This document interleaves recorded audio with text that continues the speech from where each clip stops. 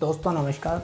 अभी अदालत के द्वारा दो ऐसे केस पर सुनवाई की गई है जिसमें अदालत के द्वारा रेयरेस्ट ऑफ रेयर केस शब्द का यूज़ किया गया है। आखिर ये रेयरेस्ट ऑफ रेयर केस क्या है, इसके बारे में हम बात करेंगे, लेकिन इससे पहले हम उन दो केस के बारे में बात कर लेते हैं। पहला केस कोलकाता का है।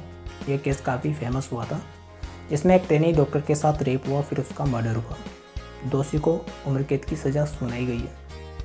यहाँ सीबीआई कहती है कि ये रेयरेस्ट ऑफ रेयर केस है, इसीलिए दोषी को फांसी की सज़ा होनी चाहिए।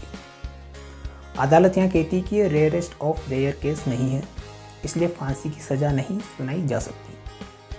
अब हम बात करते हैं दूसरे केस की। दूसरा केस केरल का है।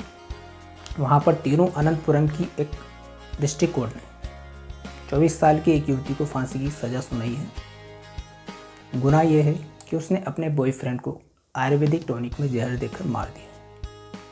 अदालत यहाँ कहती है कि ये रेयरेस्ट ऑफ रेयर केस है, इसलिए इसमें फांसी की सज़ा सुनाई गई है, क्योंकि इससे समाज में एक गलत मैसेज जाता है।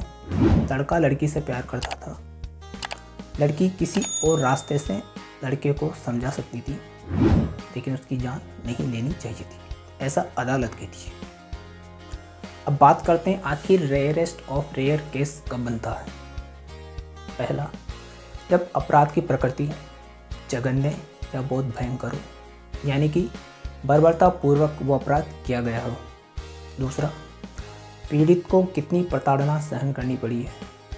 और तीसरा, समाज पर इस घटना का क्या प्रभाव पड़ेगा। इन तीनों चीज़ों को ध्यान में रखते हुए रेयरेस्ट ऑफ रेयर केस के तहत सुनवाई की जाती है, और इसी पर निर्भर करता है कि दोषी को फांसी की सज़ा होगी या नहीं।